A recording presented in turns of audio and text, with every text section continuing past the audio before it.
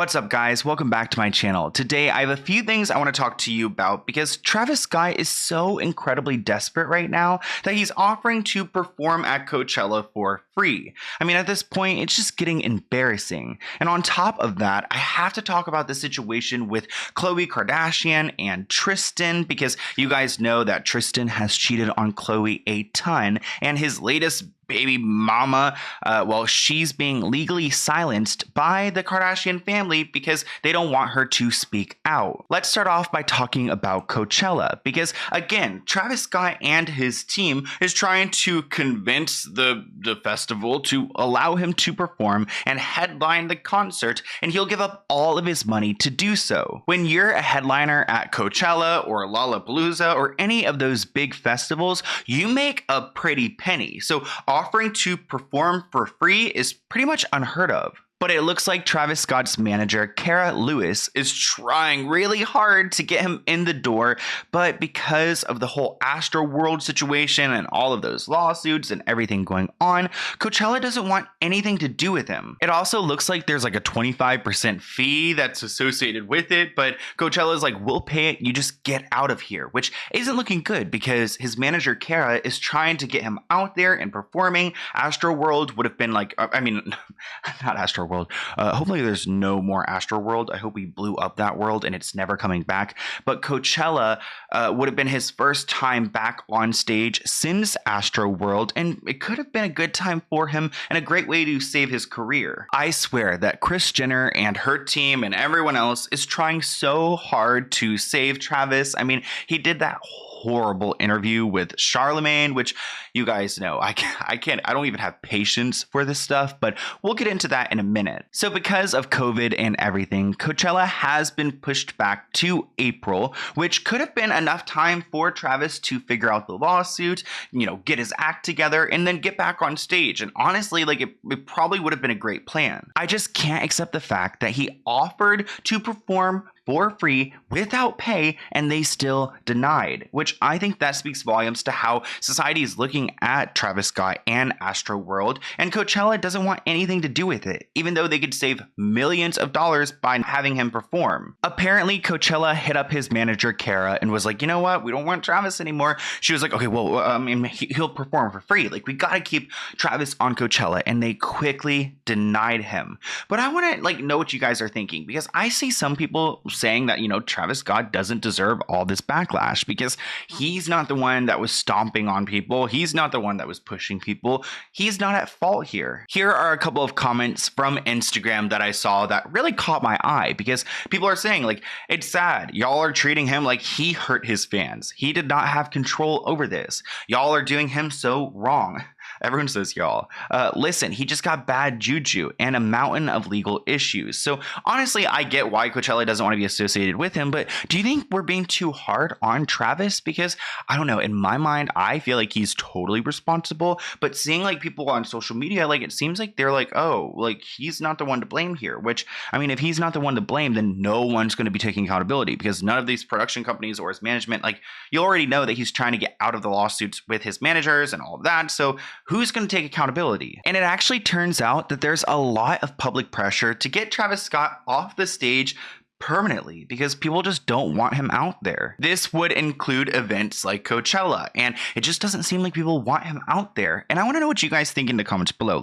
Is this too harsh? I mean, I feel honestly, I feel like he should be take a break, willingly want to take a break for maybe 6 months, a year, 2 years. It's not that big of a deal if he stepped away for a couple of years. But as you guys already know, he did do an interview with Charlemagne the God, which honestly, maybe I'm so annoying. I'm just so annoying, but I just don't like when people call themselves a god. I just feel like it's so weird. The whole Kanye, he's obsessed with Jesus, but he thinks he's Jesus, but he is a god, but there is a God. Please, there's just this God complex that I can't get over. And anyone who calls themselves a god, I can't. But during this interview, he did express some remorse over the tragedy. I have to say, it wasn't a super emotional interview or anything, but he claims that he wasn't aware of the serious injuries that happened until after the performance, which again doesn't make sense to me because we saw him like looking out into the crowd and you could obviously see there was an EMT and people who were screaming for help. He has tried to go and pay the funeral funds for those who lost their lives at Astroworld, but the families don't really want his money, and it could be a way for him to get out of a lawsuit and all that. But here's a clip from his interview with Charlemagne the God, and he's going to talk a little bit about how he was just unaware of this whole situation, this whole fiasco going on, which honestly, I'm not buying it. You know, people pass out, things happen at concerts, but something like that, it's just like,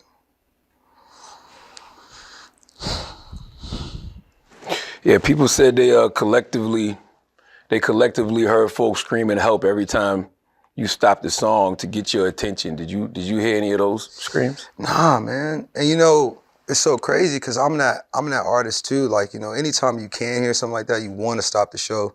I stopped it like a couple times to just make sure everybody was okay. And I just really just go off the fans' energy as a collective, call and response. And I just didn't hear that.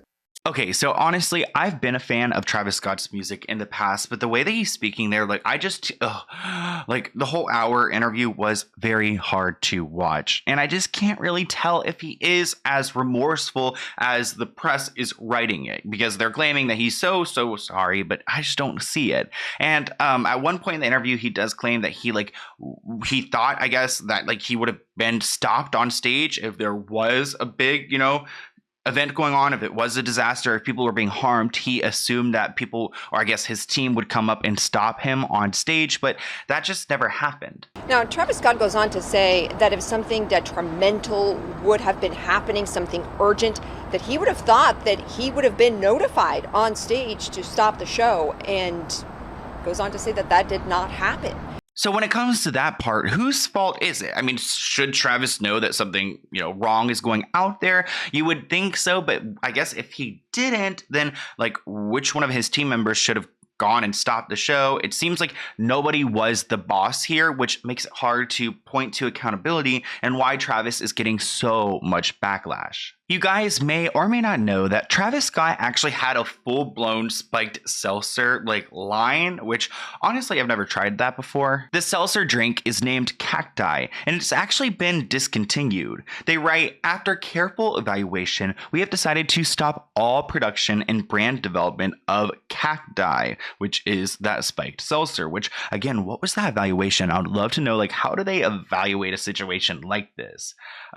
They said, we believe brand fans will understand and respect this decision, which honestly, then maybe the evaluation was them getting backlash from people we're losing, people are boycotting our brand because we have Cacti, so let's just get rid of him. And it looks like the drinks are no longer available and they're not on the website anymore, which honestly, I wish I tried one of those, but I did read a few reviews about them. And again, I'm not trying to be a hater, but I heard some people actually did not like those drinks. It was really nasty, which if you guys actually have tried the Cacti drink, comment below right now because I want to know genuinely, did you like it? What flavor did you try? What was it about? Because that's now just a piece of history. And it looks like Travis Scott is just losing everything in his life.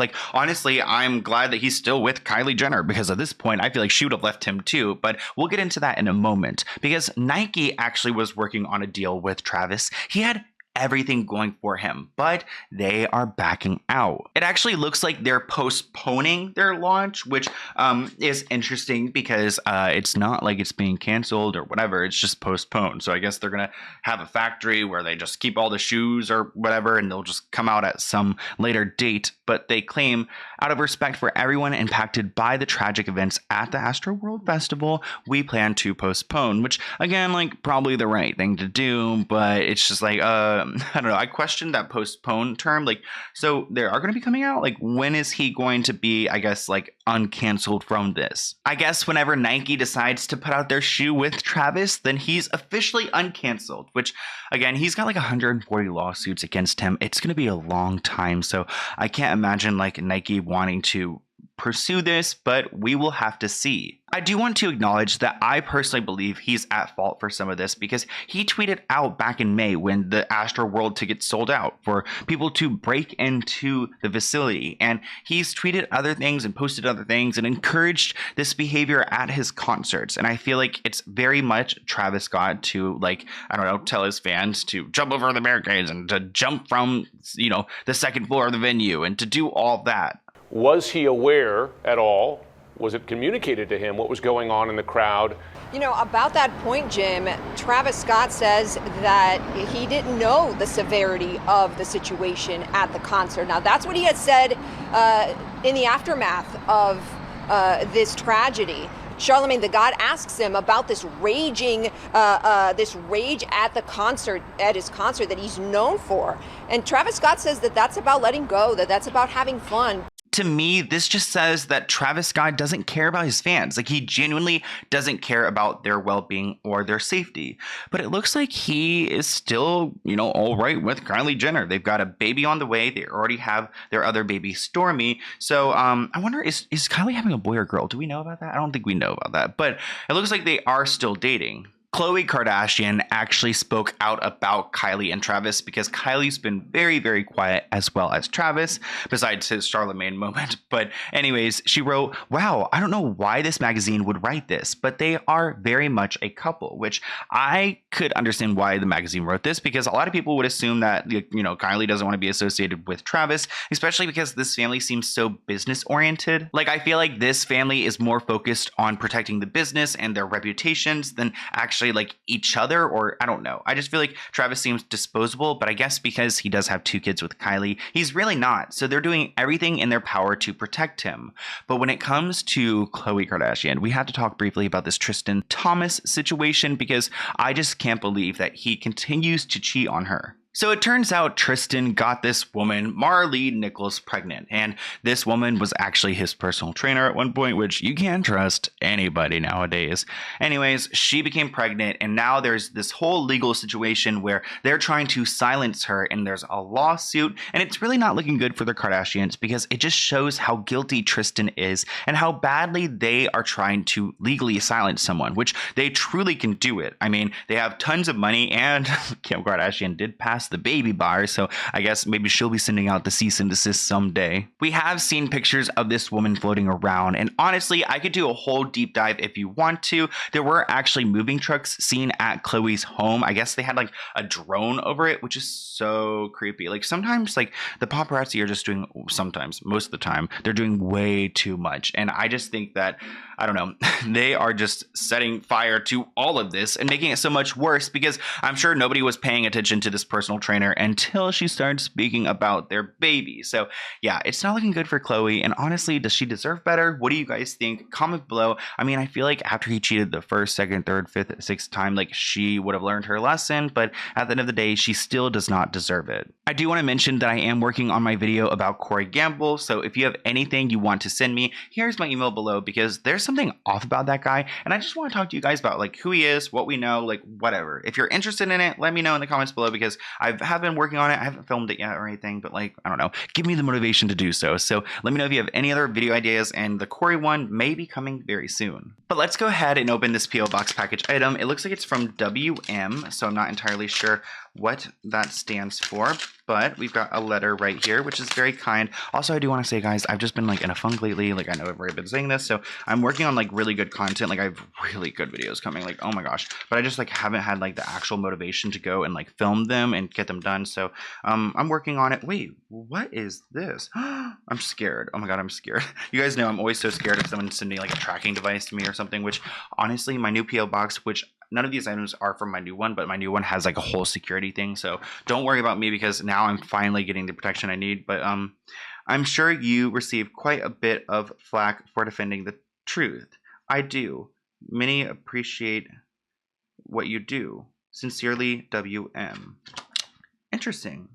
Thanks, WM. So, sorry, the reason I read it like that way is because it says, like, the truth. I do. Many appreciate. So, I don't know if he meant to have it like that or they meant to have it like that. So, thank you, WM. I'm interested in who you are because you're just WM. I guess you're from, oh, you're from Florida. So, maybe I'll see you down there. Who knows? And it looks like this is like a solar power, like, why is it blinking? Maybe it's just blinking because it's dead or something. So it says Daytona Beach and it has like my name on it, which is wild because my name's never on anything. Wait, can you guys see it? See, it flashes.